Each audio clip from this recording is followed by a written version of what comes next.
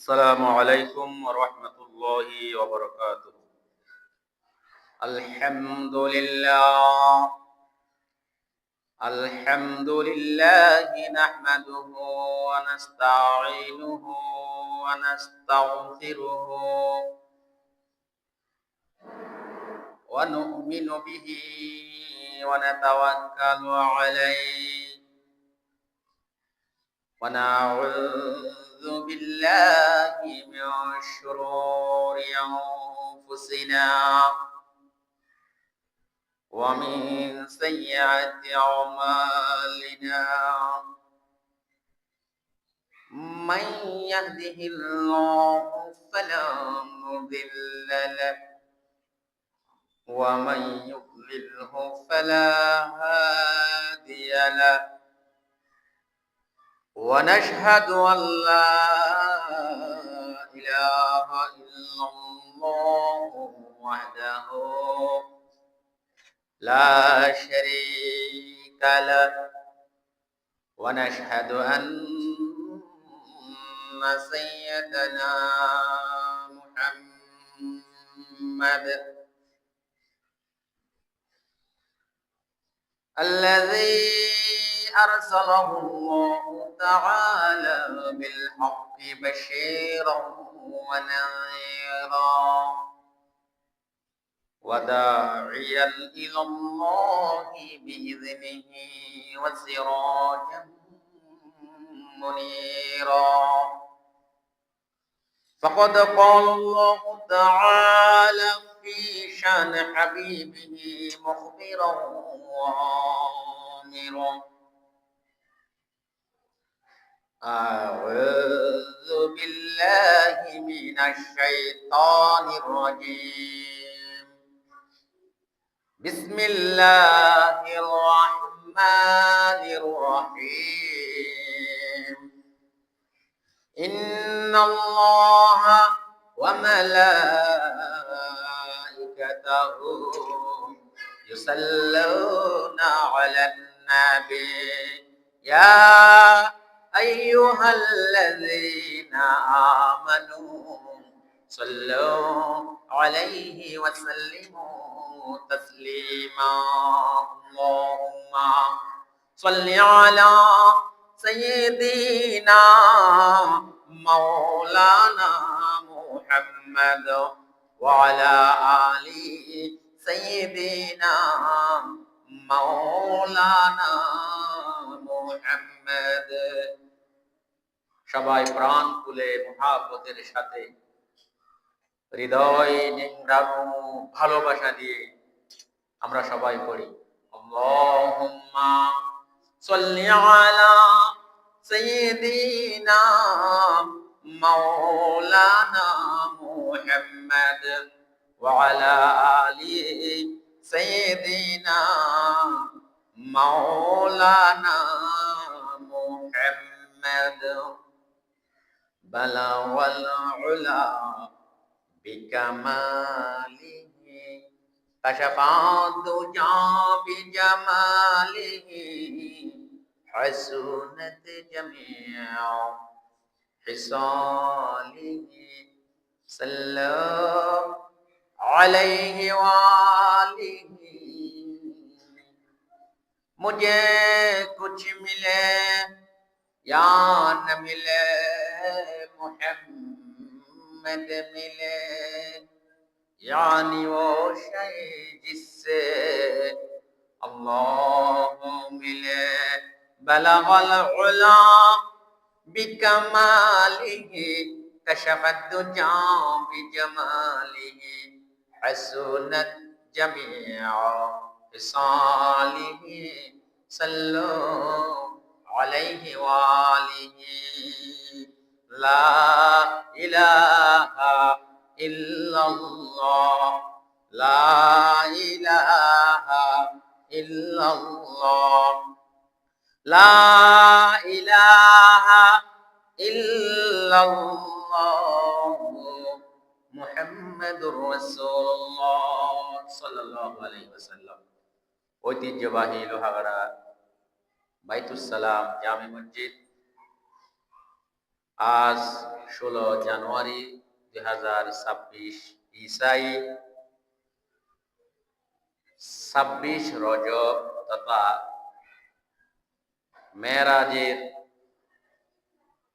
মেরাজুন নবী সাল্লাল্লাহু আলাইহি ওয়াসাল্লামের আগের দিন 1447 হিজরি 2 মাঘ 1432 বঙ্গাব্দ শীতকাল। আমি আজকের আলোচনার বিষয় নির্ধারণ করেছি, যেহেতু সূর্য অস্ত যাওয়ার পরেই মেরাজের রাত, মেরাজুন নবী সকলে বলেন সাল্লাল্লাহু আলাইহি ওয়াসাল্লাম। সেই জন্য আজকে আমি জুমার আলোচনার বিষয় নির্ধারণ করেছি ইসরা ও মেরাজ তথা মেরাজুন নবী সাল্লাল্লাহু আলাইহি ওয়াসাল্লাম।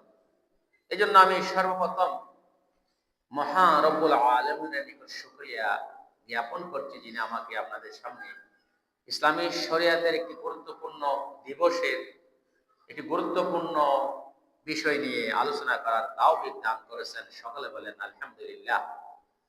পাশাপাশি মানবতার মুক্তির দূত, সর্বকালের সর্বশ্রেষ্ঠ মহামানব সৈয়দুল মুরসালিন রহমতুল্লিল আলামিন, ইমামুল মুরসালিন, আমাদের প্রিয় হাবিব বিশ্বনবী হযরত মুহাম্মদ মুস্তাফা, সকলে বলেন সাল্লাল্লাহু আলাইহি ওয়াসাল্লামের নিকট লাখো কোটি দরুদ প্রেরণ করছি। প্রিয় ভাইরা,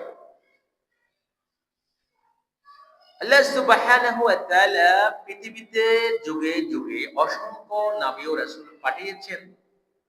তাদের মধ্যে সর্বশ্রেষ্ঠ এবং নবী রাসূলদের সরদার, নেতা, ইমামুল মুরসালিন, ইমামুল আম্বিয়া হচ্ছে আমাদের প্রিয় হাবিব হযরত মুহাম্মদ মুস্তাফা সাল্লাল্লাহু আলাইহি ওয়াসাল্লাম। বিশ্বনবী হযরত মুহাম্মদ মুস্তাফা সাল্লাল্লাহু আলাইহি ওয়াসাল্লামের অসংখ্য মুজিজা প্রকাশিত হয়েছে।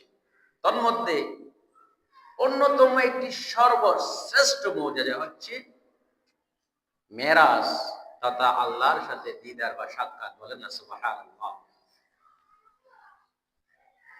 এই মেরাজ, আল্লাহর সাথে দিদার, আল্লাহর সাথে সাক্ষাৎ আর কোন নবী রাসূলদের ভাগ্যে জুটেনি।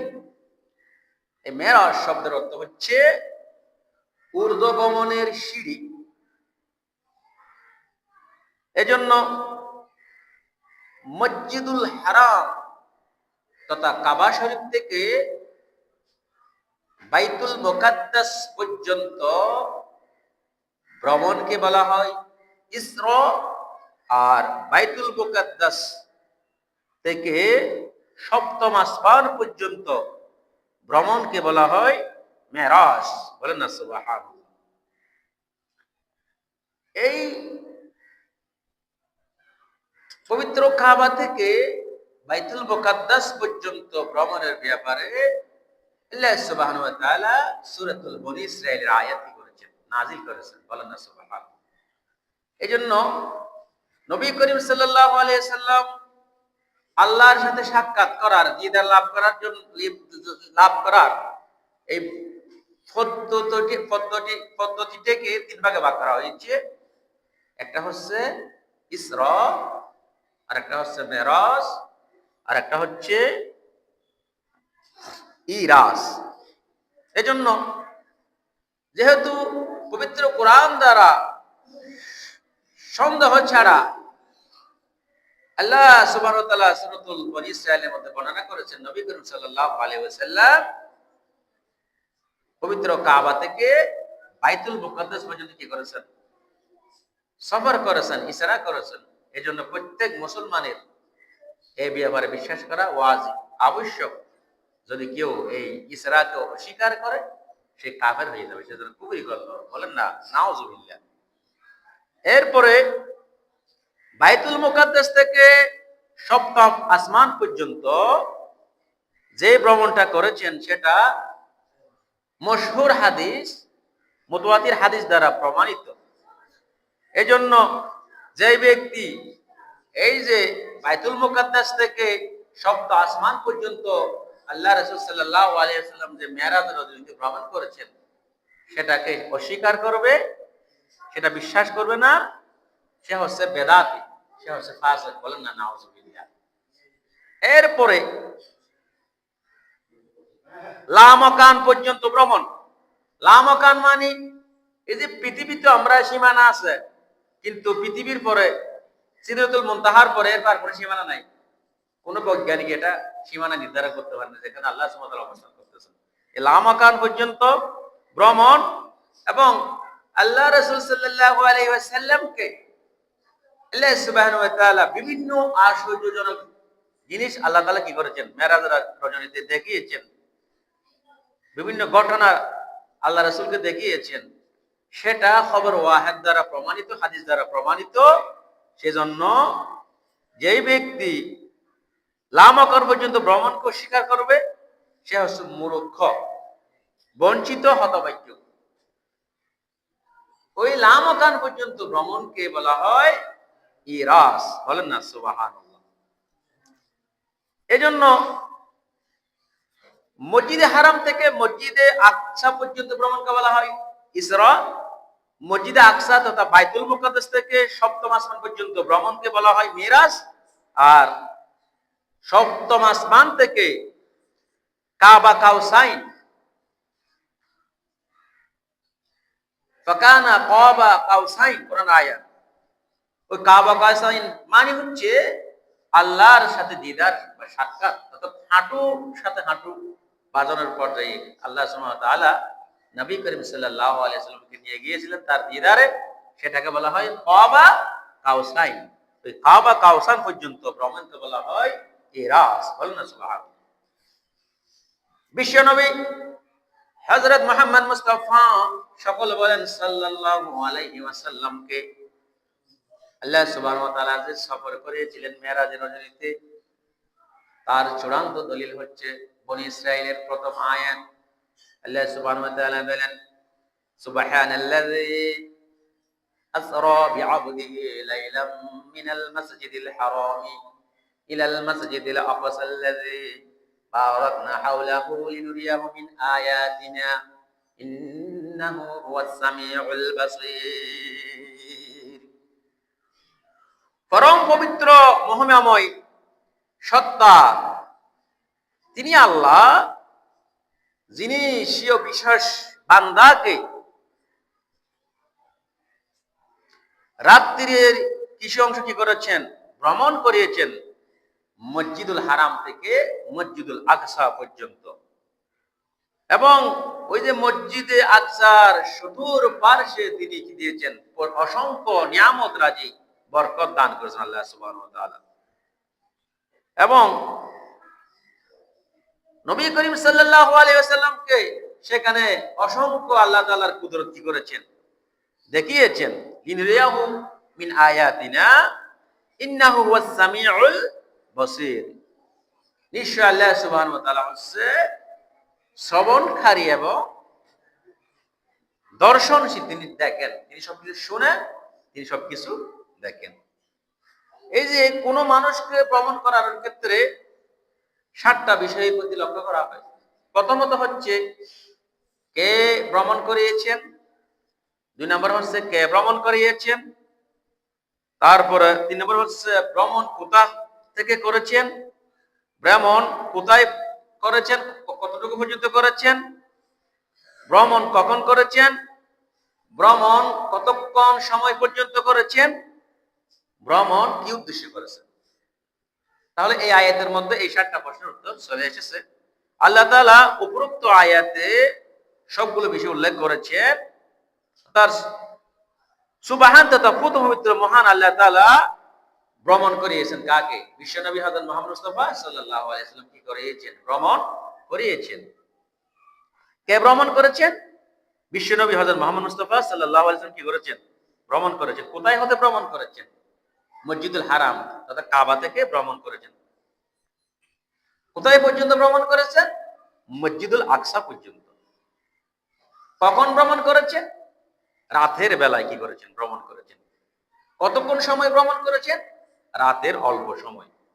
এবং এই ভ্রমণের উদ্দেশ্য কি ছিল? ভ্রমণের উদ্দেশ্য ছিল আল্লাহ সুবহানাহু ওয়া তাআলার নিদর্শন দেখানো। বলেন না সুবহানাল্লাহ। এখানে আল্লাহ সুবহানাহু ওয়া তাআলা সুবহান শব্দ ব্যবহার করেছেন কি জন্য?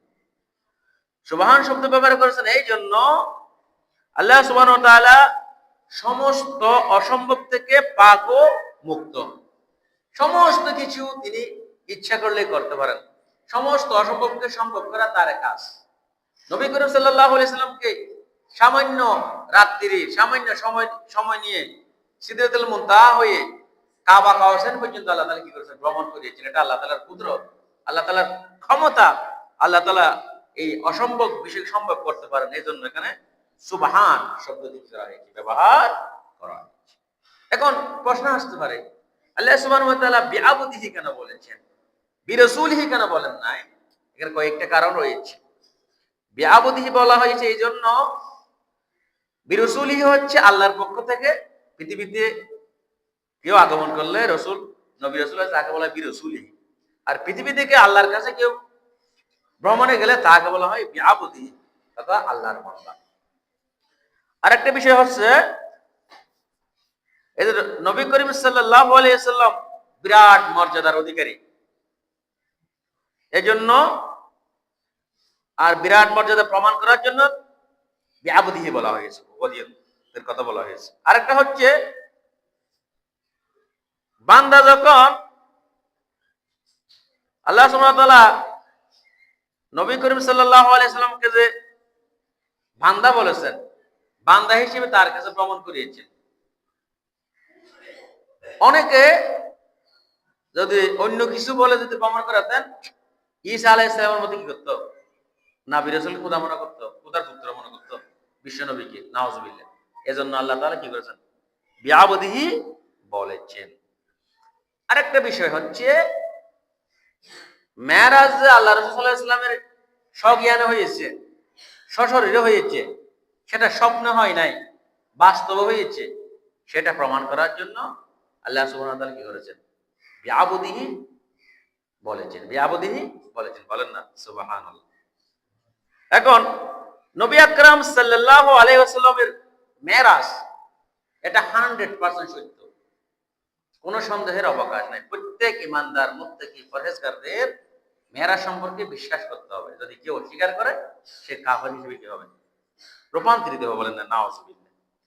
নবী করিম সাল্লাল্লাহু আলাইহি ওয়াসাল্লাম জীবনে 34 বার কি করেছেন? আল্লাহর সাথে দিদার মেরাজ করেছেন। এর মধ্যে 33 বার হচ্ছে রূহানি মেরাজ, আর একবার হচ্ছে সশরীরে মেরাজ। তাহলে কয়বার মেরাজ? নবী করিম সাল্লাল্লাহু আলাইহি ওয়াসাল্লাম প্রায় 34 বার কি করেছেন? মেরাজ করেছেন। এর মধ্যে একবার হচ্ছে আপনার সশরীরে, আর 33 বার হচ্ছে কি স্বপ্নে। এজন্য এই মেরাজ এটা ইসলামী শরিয়াতে কেউ যদি অস্বীকার করে, তার কি থাকবে না? ঈমান থাকবে না। এটা আল্লাহ তাআলা প্যারা হাবিব হযরত মুহাম্মদ মুস্তাফা সাল্লাল্লাহু আলাইহি ওয়াসাল্লামের অন্যতম একটি মুজিজা। বুখারী শরীফের মধ্যে বর্ণনা রয়েছে, মালিক ইবনে সাসা রাদিয়াল্লাহু তাআলা থেকে বর্ণিত, আল্লাহ নবী সাল্লাল্লাহু আলাইহি ওয়াসাল্লাম মেরাজের ঘটনা বর্ণনা করতে গিয়ে বলেন, একদিন আমি কাবা শরীফের হাতিমের একটা অংশ আছে, অথবা হাজরা আসওয়াদের পাশে আমি ঘুমিয়েছিলাম। হঠাৎ একজন আগন্তুক আমার নিকট কি করলো? আসলেন, একজন ফেরেশতা আসলেন, এবং সে আমার হৃৎপিণ্ড বের করলেন। হৃৎপিণ্ড বের করে নাভি থেকে ফলক পর্যন্ত কেটে হৃৎপিণ্ড বের করে ওই যে সোনার পাত্রে রেখে কি করলেন? সেটা রেখে ধৌত করলেন, অর্থাৎ কি করলেন? বক্ষে বিধারণ করলেন। তারপরে সেটা জমজমের পানিতে ধৌত করেছে। কিটা? হৃদয়টা। এটা কেন করেছেন? ঈমানকে পরিপূর্ণ করার জন্য, পুত পবিত্র করার জন্য, ঈমানকে শক্তিশালী করার জন্য আল্লাহ তাআলা কি করেছেন? বক্ষ বিধারণ করেছেন। তার হৃদয়ে কি করেছেন? জমজমের পানিতে ধৌত করে আবার পুনরায় এখানে কি করে দিয়েছেন? ঢুকিয়ে দিয়েছেন। এরপরে সাদা রঙের একটি বাহন সামনে আনা হলো, যেটাকে আমরা বুরাক বলি। সেটা ছিল কচ্ছপ থেকে ছোট। আপনারা মুরব্বী যারা আছেন, আপনারা কচ্ছপ দেখছেন না? কচ্ছপ থেকে ছোট, গাধা থেকে একটু বড়। তখন যার নামের এক ব্যক্তি বললেন, হে আবু হামজা, এটি কি বুরাক? হযরত আনাস রাদিয়াল্লাহু তাআলা বললেন, হ্যাঁ, এটি এক কদমে আপনার চোখের দৃষ্টি যতটুকু যায় ততটুকু কি করতে পারে, এক কদম গিয়ে এতটুকু পর্যন্ত যেতে পারে। তখন নবী সাল্লাল্লাহু আলাইহি ওয়াসাল্লাম বললেন, আমাকে ওই বুরাকের মধ্যে কি করা হলো, বসানো হলো, সাওয়ার করানো হলো। তারপর হযরত জিবরাইল আলাইহিস সালাম তাকে নিয়ে চললেন, যাচ্ছে আর যাচ্ছে। এরপরে যাওয়ার পথে প্রথম আসমানে যখন গেলেন, জিবরাইল আলাইহিস সালাম প্রথম আসমানের দরজা খুলতে বললেন, যিনি প্রথম আসমানের দায়িত্ব রয়েছেন। তারপরে ওখান থেকে জিজ্ঞাসা করা হলো, কে? তিনি বললেন, আমি জিবরাইল। তা আবার প্রশ্ন করলো, আপনার সঙ্গে কে? জিবরাইল বলল, তিনি হচ্ছেন মুহাম্মদ সাল্লাল্লাহু আলাইহি ওয়াসাল্লাম। আবার প্রশ্ন করেছে, তাকে কি দাওয়াত দেওয়া হয়েছে, আমন্ত্রণ জানানো হয়েছে? তখন জিবরাইল আলাইহিস সালাম বললেন, হ্যাঁ, আমন্ত্রণ জানানো হয়েছে। তখন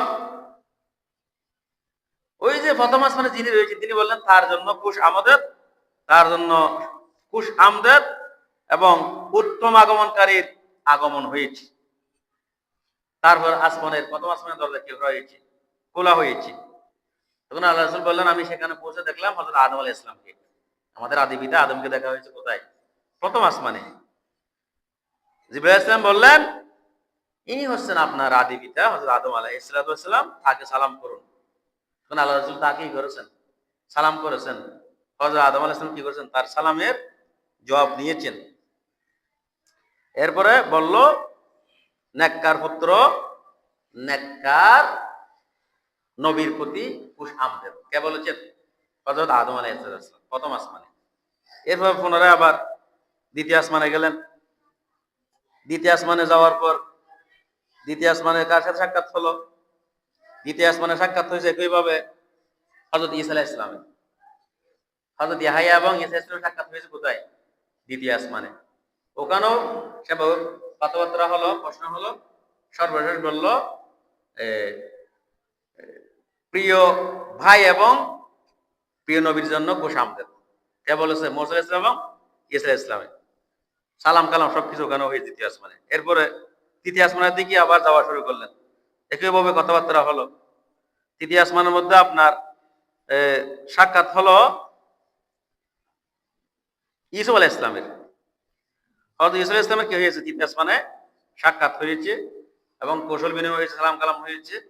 ইউসুফ আলাইহিস সালাম বলল, খুশ আমদের আমার প্রিয় ভাইয়ের জন্য এবং প্রিয় নবীর জন্য। এরপরে চতুর্থ আসমানে গেলেন। চতুর্থ আসমানে গিয়ে আপনার দেখা হলো হযরত ইদ্রিস আলাইহিস সালামের। কার? হযরত ইদ্রিস আলাইহিস সালামের সাথে দেখা হলো, সাক্ষাৎ হলো। একইভাবে সালাম কালাম অনুমতি সবকিছু হয়েছে। তিনিও বলেছেন, খুশ আমদের আমার প্রিয় ভাইয়ের জন্য, প্রিয় নবীর জন্য। এরপর আপনার পঞ্চম আসমানে গিয়েছেন। পঞ্চম আসমানে একইভাবে কথাবার্তা হয়েছে, দরজা খোলার জন্য বলা হয়েছে, অনুমতি নেওয়া হয়েছে, কে আসছে আপনার সাথে, এগুলো প্রশ্ন হয়েছে। পঞ্চম আসমানে দেখা হয়েছে হযরত হারুন আলাইহিস সালাম। কার সাথে? হারুন আলাইহিস সালামের সাথে দেখা হয়েছে। হারুন আলাইহিস সালাম একইভাবে একই কথা বলেছে। এরপরে ষষ্ঠ আসমানে গিয়ে দেখা হলো হযরত মূসা আলাইহিস সালাম। কার? হযরত মূসা আলাইহিস সালামের কি হয়েছে? দেখা হয়েছে। ওখানেও একইভাবে কথাবার্তা হয়েছে। মূসা আলাইহিস সালামের সাথে কি হয়েছে? কৌশল বিনিময় হয়েছে। এবং যখন নবী করিম সাল্লাল্লাহু আলাইহি ওয়াসাল্লাম মূসা আলাইহিস সালাম থেকে কৌশল বিনিময় করে সপ্তম আসমানের দিকে যাচ্ছিলেন, তখন তিনি কেঁদে উঠলেন, মূসা আলাইহিস সালাম। তখন আল্লাহ রাসূল জিজ্ঞেস করলেন, তুমি কাঁদছো কেন? তখন তিনি বলেছেন, আমার পরে একজন যুবককে নবী করে পাঠানো হয়েছে, যার উম্মত আমার উম্মত থেকে অধিক সংখ্যা কি করবে, জান্নাতে যাবে। বলেন না সুবহানাল্লাহ। এজন্য মূসা আলাইহিস সালাম কি করেছেন? কেঁদে দিয়েছেন। অর্থাৎ নবী করিম সাল্লাল্লাহু আলাইহি সাল্লাম উম্মত মুহাম্মদী মূসা আলাইহিস সালামের উম্মত থেকে কম থেকে সবচেয়ে বেশি কি করবে? জান্নাতে যাবে। এজন্য মূসা আলাইহিস সালাম কি করেছিলেন? কেঁদেছিলেন। একইভাবে কৌশল বিনিময় করে কথাবার্তা বলে সপ্তম আসমানে দিন করলেন, রওনা দিলেন। সপ্তম আসমানে যাওয়ার পরে সেখানে দেখা হলো হযরত ইব্রাহিম আলাইহিস সালামের। তখন জিবরাইল আলাইহিস সালাম বললেন, তুমি একইভাবে ইব্রাহিম আলাইহিস সালামকে সালাম করো, কুশল বিনিময় করো, কথাবার্তা বলো। সবকিছু হওয়ার পর আপনার ইব্রাহিম আলাইহিস সালাম একইভাবে বললেন, খুশ আমদেদ আমার প্রিয় পুত্রের জন্য এবং নবীর জন্য। ওই জায়গায় যাওয়ার পরে নবী করিম সাল্লাল্লাহু আলাইহি সাল্লাম কতগুলো নহর দেখলেন। নহর নহর যখন দেখছেন, তিনি জিবরাইল আলাইহিস সালামকে জিজ্ঞেস করলেন, এগুলো কি? 7টা নহর। তখন জিবরাইল আলাইহিস সালাম বললেন, এগুলো হচ্ছে জান্নাতের নহর। যে এই দুইটা দেখা যাচ্ছে প্রকাশ্য নহর দুইটা হচ্ছে, একটা ফুরাত নদী আর একটা হচ্ছে নীল নদ। ফুরাত নদী ও নীল নদ জান্নাতের মধ্যে রয়েছে, আর দুইটা হচ্ছে জান্নাতের কি আপনার নদী। এরপরে তার সামনে বাইতুল মামুর প্রকাশ হলো। বাইতুল মামুর হচ্ছে আপনার ফেরেশতাদের কাবা। ওয়াল বাইতুল মামুর, মামুর কি হয়েছে? প্রকাশিত হয়েছে। এরপর নবী করিম সাল্লাল্লাহু আলাইহি ওয়াসাল্লামের সামনে 3 গ্লাস কি করা হয়েছে? পানি আনা হয়েছে। মধুর গ্লাস, দুধের গ্লাস, আপনার শরাবের গ্লাস। তখন নবী করিম সাল্লাল্লাহু আলাইহি ওয়াসাল্লাম কি করলেন? ওই যে দুধের গ্লাসটা কি করলেন? গ্রহণ করলেন ফিতরত হিসেবে। সেজন্য ওই দুধের গ্লাস গ্রহণ করার কারণে জিবরাইল আলাইহিস সালাম বললেন, এটা হচ্ছে দ্বীন ইসলাম। যদি তিনি শরাবের গ্লাস গ্রহণ করতেন অথবা মধুর গ্লাস গ্রহণ করতেন, তাহলে মানুষ লোভী হয়ে যেত, বেদিন হয়ে যেত। নবী করিম সাল্লাল্লাহু আলাইহি ওয়াসাল্লাম কি করেছেন? সচরাচর ফিতরতের কারণে আমরা দুধের গ্লাসে কি করেছিলেন? গ্রহণ করেছিলেন। এরপরে তিনি বলেছেন, তারপর আমার উপরে 50 ওয়াক্ত নামাজ করা হয়েছে, ফরজ করা হয়েছে। কয় ওয়াক্ত? 50 ওয়াক্ত। এই যে নামাজ যে আমরা পড়ি না, সময় সংক্ষেপের জন্য কথা একটু সংক্ষেপে বলতেছি। এই যে 50 ওয়াক্ত নামাজ আমাদের মেরাজের দিন থেকে করা হয়েছে, ফরজ করা হয়েছে, আল্লাহ থেকে নিয়ে এসেছে। এক মুসা আলাইহিস সালাম ষষ্ঠ আসমানে আসার পরে বলেছে, এটা আপনার উম্মত এগুলো পালন করবে না, আপনি আবার যান। 10 কমিয়েছে, আবার যান, 10 কমিয়েছে, আল্লাহর কাছে আবার যান, 10 কমিয়েছে, আবার যান, 10 কমিয়েছে, আবার কমতে কমতে কমতে 5-এর মধ্যে গেছে।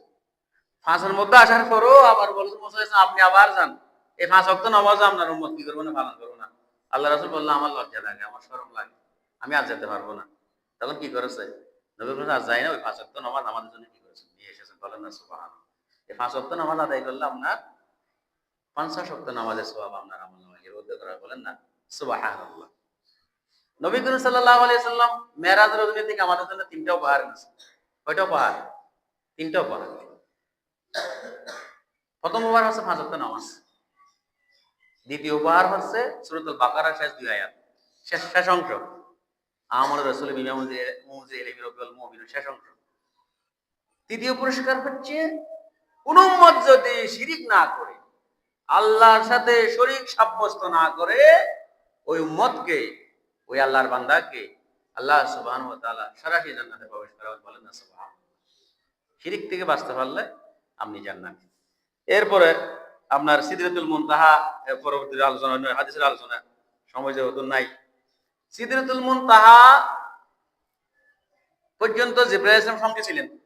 সিদরাতুল মুনতাহা, এরপরে জিবরাইল আলাইহিস সালাম আর দিকে যেতে পারেন। সিদরাতুল মুনতাহা মানে হচ্ছে বড় একটা বড়ই গাছ। ওই বড়ই গাছের পাতাগুলো সোনালী, বড়গুলো মটকা, বড় বড় মটকা আছে না, সোয়ারির মটকা দেখছেন না, বড় বড়, আরো বড় বড়।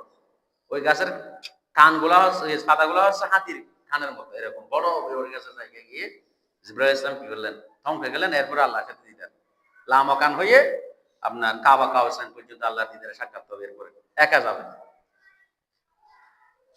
এজন্য কবি বলে, জু সিদরা মুনতাহা জিবরিল আমিকা ও সিদরা মুবতাদা প্যারা নবিকা। সুবহানাল্লাহ। এরপরে আল্লাহর সাথে দিদার হয়েছে, সাক্ষাৎ হয়েছে। অসংখ্য লম্বা ঘটনা, সময় যেহেতু সংক্ষেপ, ওদিকে যাচ্ছি না। ওই যে নবী করিম সাল্লাল্লাহু আলাইহি সাল্লামকে যে আল্লাহ তাআলা সফর করিয়েছেন, ইসরা মিরাজ ইরাজ, অর্থাৎ কাবা শরীফ থেকে বাইতুল মুকদ্দাস যাওয়া পর্যন্ত তিনি ইয়া শরীফ মদিনায় নামাজ পড়েছেন, যে এখানে অসংখ্য খেজুর গাছ ছিল, মাদাইনে নামাজ পড়েছেন, সেখানে এক বৃদ্ধ ব্যক্তি তাকে তিনি দেখতে পেয়েছিলেন, সে বৃদ্ধ ব্যক্তির দিকে কি করেনি, প্রক্ষেপ করেনি। আর একজন বৃদ্ধ ব্যক্তি তাকে ডাকছিলেন, তাকে সাড়া দেয়নি, একটা শয়তান আর একটা দুনিয়া। আবার কতগুলা লোক তাকে কি করেছিল, সালাম দিয়েছিল, হ্যাঁ, আসসালামু আলাইকা ইয়া আখির, আসসালামু আলাইকা ইয়া আউয়ালু, আসসালামু আলাইকা ইয়া হাশির।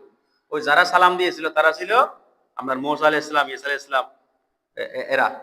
তাহলে ফিতরত অবস্থায় ওই যে যদি ওই দুই ব্যক্তি বুদ্ধি ব্যক্তি ডাকছিল না, এদের ডাকে সাড়া দিলে মানুষ কি হয়ে যেত, গুমরা হয়ে দুনিয়া লোভী হয়ে যেত। শয়তানের ডাকে সাড়া দিলে মানুষ শয়তানের দুঃখে পড়ে যেত।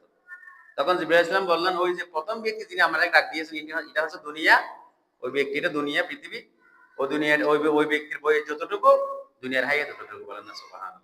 আর দ্বিতীয় ব্যক্তি যিনি ডেকেছেন সেটা হচ্ছে শয়তান। আপনি যদি তার আগে সাড়া দিতেন তাহলে আপনার উম্মতের সবাই কি হয়ে যেত, শয়তানের অনুসারী হয়ে যেত, বলেন না নাউজুবিল্লাহ।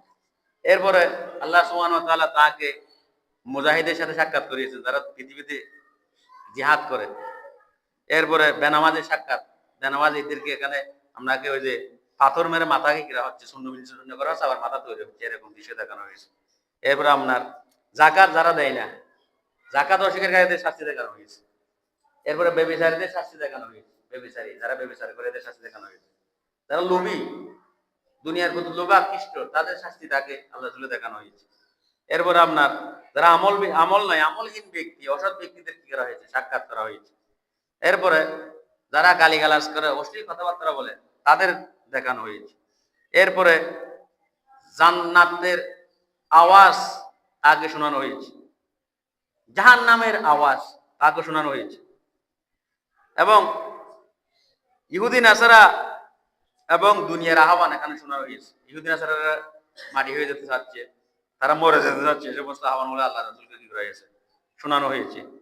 যারা সুদী ব্যক্তি, সুদ খায়, তাদের শাস্তি দেখানো হয়েছে। এবং যারা এতিমের সম্পদ ভক্ষণ করে, এতিমের সম্পদ খেয়ে ফেলে, তাদেরকেও দেখানো হয়েছে। এরপরে যারা ব্যভিচার করে, নিজের স্ত্রী থাকার পরেও কি করে অন্য নারীর সাথে কি করে ব্যভিচার করে, তাদের শাস্তিও দেখানো হয়েছে। এরপরে এগুলো দেখানো হয়েছে কতক্ষণ পর্যন্ত, মক্কা থেকে বাইতুল মুকাদ্দাস যাওয়ার আগ পর্যন্ত। এরপরে আরো অসংখ্য ঘটনা এখানে রয়েছে, এগুলো বলতেছেন সময় যেহেতু শেষ। তো আল্লাহ সুবহানাহু ওয়া তাআলা এই যে মেরাজ থেকে আমাদের শিক্ষা হচ্ছে 5 ওয়াক্ত নামাজ এবং শিরিক না করা, এবং সূরা বাকারার শেষ অংশ। এই জন্য as-সালাতু মিরাজুল মুমিনিন বলা হয়, নামাজ হচ্ছে মুমিনদের মেরাজ। এই জন্য জান্নাতে যাওয়ার প্রথম, ইমানের পরে প্রথম মাধ্যম হচ্ছে কি, নামাজ। এখন আপনার নামাজ ঠিক না, আপনি কিসের ইমানদার? নামাজ যারা পড়ে না এদেরকে কাফের বলা হয়েছে। মান তারাকা সালাতান মুতাআম্মিদান ফাকাদ কাফার। যে ব্যক্তি ইচ্ছাকৃতভাবে নামাজকে তরক করলো সে যেন কুফরি করলো, নাউযুবিল্লাহ, কুফরির নামান্তর। এবং কাফের এবং মুশরিক বেঈমান দের মাঝে মুসলমানদের পার্থক্য হচ্ছে নামাজ। আপনি একজন মুসলমান হয়ে যদি নামাজ না পড়েন, আপনি কিসের মুসলমান? আপনি যদি এরকম নামাজ দোয়া না পড়ে মুসলমান দাবি করেন, আপনাকে মুসলমান বলা হবে? শিয়ার, ইসলামের শিয়ার হচ্ছে নামাজ পড়তে হবে, পাঁচ ওয়াক্ত নামাজ, এবং জামাত করতে হবে পুরুষদের। কোনো কারণ ছাড়া আপনি জামাত ছাড়া নামাজ আদায় না করলে এটা পাস, জামাত আদায় করতে হবে। অন্তত পক্ষে ঈশার নামাজ, ফজরের নামাজ জামাত আদায় করতে হবে মসজিদে। এখানে তো কোনো কাজ নাই। সবচেয়ে কষ্টকর নামাজ হচ্ছে ঈশা এবং ফজরের নামাজ মুনাফিকদের জন্য। তো যারা ঈশার নামাজ জামাতে পড়ে না, তারপরে আপনার এই যে ফজরের নামাজ জামাতে পড়ে না, এদেরকে মুনাফিক বলা হয়েছে, মুনাফিকের জন্য কষ্ট বলা হয়েছে। তাহলে মুনাফিক দেখে ইঙ্গিত করেছে ইসলামের শরিয়া। এবং মুনাফিকের স্থান হচ্ছে জাহান্নাম, দেখানো হয়েছে এখানে মুনাফিকের অবস্থান। ইনাল মুনাফিকিনা ফিদ দারকিল আসফালি মিনান নার। মুনাফিকের স্থান হচ্ছে জাহান্নামের সর্বনিম্ন স্তর, মানে সবচেয়ে বেশি কঠিন শাস্তির সম্মুখীন হবে কারা? মুনাফিকরা, বলেন না নাউযুবিল্লাহ। এবং জাহান্নামের সর্বনিম্ন শাস্তি হচ্ছে কি, আপনার পায়ে একটি আগুনের জুতা পরিয়ে দেওয়া হবে। ওই আগুনের জুতা পরিয়ে দেওয়ার কারণে আপনার মাথা ঠকবক করে হিসতে থাকবে, নাড়ি গুলো বের হয়ে যাবে। এটা একেবারে সর্বশেষ শাস্তি। এই জাহান্নামের শাস্তির নিম্ন শাস্তি কি, পায়ের মধ্যে আগুনের জুতা পরিয়ে দেওয়া। এজন্য আমাদেরই উচিত হচ্ছে নামাজ তরক করা যাবে, মুসলমান নিজেকে দাবি করলে নামাজ পড়তে হবে, এটা মেরাজের শিক্ষা। আর ইন্না সলাতা তানহা আনিল ফাহশাই ওয়াল মুনকার, নামাজ যদি আপনি একনিষ্ঠ খালেস নিয়ত করেন, যাবতীয় অশ্লীল মন্দ খারাপ কাজ অন্যায় কাজ সবকিছু আপনার দিন দূর হয়ে যায়। বলেন না সুবহানাল্লাহ। নামাজি ব্যক্তিকে সবাই ভালোবাসে, সবাই পছন্দ করে, সবাই মহাব্বত করে। এই জন্য আমরা নিয়মিত পাঁচ ওয়াক্ত নামাজ আদায় করব এবং আজকে যা কিছু আলোচনা করেছি আল্লাহ তাআলা আমাদেরকে আমল করার তৌফিক দান করেন। সকলে বলেন আমিন। আজকের রাতটা হচ্ছে অসংখ্য আলেম ওলামাদের ঐক্যমত অনুযায়ী মেরাজের রাত ২৭ তারিখ, ২৬ তারিখ দিবাগত রাত ২৭ তারিখ। তো আপনারা নিজেরা একটু আমল করবেন আর কি। মেরাজের আলোচনা যেহেতু করে ফেলছি আর আলোচনা হবে না, আপনারা নিজেরা আমল করবেন। আমল নিয়েও মতবিরোধ আছে, কেউ বলে আমলের কথা বলা হয়েছে আর কেউ বলে বলা হয়নি, এটা নিয়ে মতনিক্ষ আছে। কিন্তু আমল করতে হলে তো বলো, এটা করবেন, নামাজ দোয়া নফল ইবাদত করবেন মেরাজের রজনী হিসেবে। এই জন্য আল্লাহ তাআলা আমাদেরকে যেন তৌফিক দান করে। সকল